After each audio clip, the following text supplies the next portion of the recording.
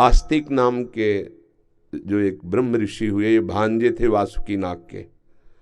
उन्होंने देखा कि तक्षक चित्कार मार रहा है, तो भांजे थे सर्पों के, वो तत्काल उन्होंने कहा तिष्ठ तिष्ठ, वही रोक दिया। और जन्मेजय जी से कहा कि मैं भिक्षा मांगने आया हूं यज्ञ में, और मांगने वाले को यज्ञ में ना नहीं कहा जाता, ये आहुति मुझे प्रदान कर दो। वैसे यज्ञ बंद हुई। देवराज इंद्र सहित स्वाहा, अगर वो रोक ल देते ल कूद ले जाते उसी में। द्रोणाचार्य जी ने मित्रता की द्रुपद से, तुम्हें मंत्रों की बात, द्रुपद से, द्रुपद जी ने कहा कि जब मैं राजा बनूंगा और कभी आपको आवश्यकता हो तो आप आ जाना, क्योंकि आप ब्राह्मण हैं, ब्रह्म ऋषि हैं, और मैं राजकुमार हूं। दोनों गुरुकुल में पढ़ते थे, बिल्कुल सारांश में बता रहे। द्रुपद राजा बने पांचाल देश के। अब महाराज को जब अश्वस्थामा प्रकट हुए द्रोणाचार्य के, तो आवश्यकता बढ़ी, तो उनको याद आया मेरा मित्र राजा द्रुपद। तो वहां गए द्रोणाचार्य जी और कहा मित्र पहचाने? तो उनका भिक्षुक होकर मेरे को मित्र बोलता है?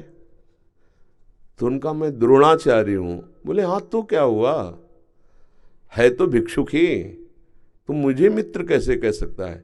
बोले गुरुकुल में हमारी आपकी मित्र, वो गुरुकुल था, इस समय मैं राज सिंहासन पर बैठा हूं और तुम बोलो क्या चाहिए, भिक्षा के रूप में ले सकते हो, मित्र कैसे बोल सकते हो? तो उनका नहीं, फिर नहीं, अब मैं तुम्हें दिखाऊंगा कि मैं कैसा भिक्षुक हूं। जब पांडवों और कौरवों को धनुर्विद्या की शिक्षा दी, पारंगत हो गए, तो कहा गुरुदक्षिणा, द्रुपद को परास्त करके बंदी बना के हमारे चरणों में डालो। कौरवों की तो सामर्थ्य नहीं रही, वो परास्त हो गए द्रुपद से।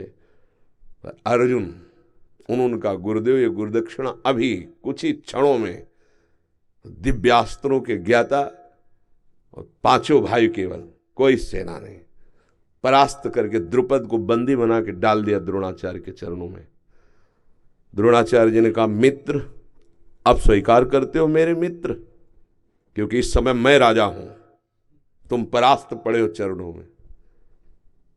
तो हाथ जोड़कर खड़े हो, बोले अभी सर कटवा सकता हूं तुम्हारा, पर नहीं, मैंने तुम्हें मित्र कहा है, जाओ राज्य करो, पर भिक्षुक मत समझो। आज से आधे राज्य का कर हमारे घर भेजवाओगे और राजा तुम बनोगे। द्रुपद को बहुत अंदर क्रोध हुआ, पर स्वीकार कर लिया सब कुछ। अब वो इस बात में खोज रहे थे कोई मंत्रवेत्ता मिले जो द्रोणाचार्य का सर काटने वाला पुत्र पैदा कर सके। तो जब ऐसी बात करते तो ब्रह्म ऋषि जन ना कर देते। दो ऐसे ब्राह्मणत्व से युक्त मिले जिन्होंने तो यज्ञशाला से द्रोणाचार्य जी के वध का संकल्प करके हवन करने से दृष्टद्युम्न पैदा हुआ, द्रौपदी जी पैदा हुई। सुना है आपने? मंत्रों में इतनी सामर्थ्य है। फिर भगवान, वेद तो स्वयं भगवान का स्वरूप है, और उन मंत्रों का जो उच्चारण करके आवाहन किया जाता है तो निश्चित भगवान उस विग्रह में प्रकाशित हो जाते हैं। मंत्रों में बड़ी सामर्थ्य है। ये लाला बाबू हमारे वृंदावन के महान संत हुए, पहले बहुत बड़े सेठ कलकत्ता के थे। तो उन्होंने श्री राधा मोहन चंद्रमा नाम के ठाकुर जी विराजमान किए।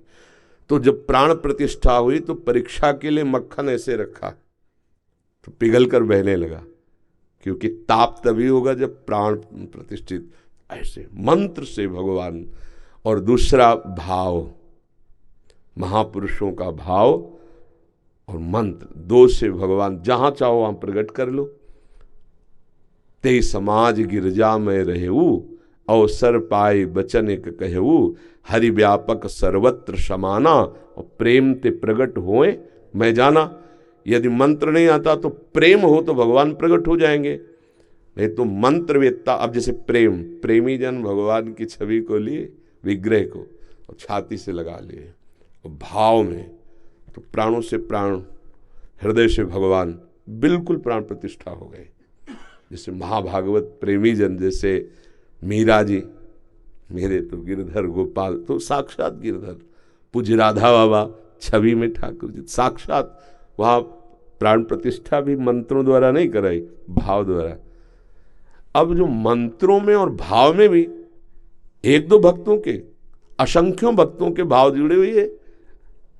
जो दशरथ नंदन प्रभु राम जी हैं, चाहे जिस भाव के हो, लेकिन जुड़े तो है ना, हमारे ही तो प्रभु है ना। तो सबके भाव और मंत्रवेत्ता महापुरुषों का, एक से एक महात्मा, आप क्या समझते हो कौन सा महात्मा किस कोटि का, आप क्या समझते हो? तो मंत्रवेत्ता ब्रह्म ऋषियों का आवाहन और भक्तों की भावना, तो साक्षात प्रभु का घर है, प्रभु वहां तो थे, वो प्रकाशित हो गए उस विग्रह में। कोई आश्चर्य की बात नहीं, समझ पा रहे आप? हाँ, भाव से खंभे में किया तो नरसिंह प्रकट हो गए, मंत्र का उच्चारण भी नहीं किया। दो ही भाव हमने बताए, एक मंत्र एक भाव, तो लाखों भक्तों के भाव पहले ही वह विराजमान है।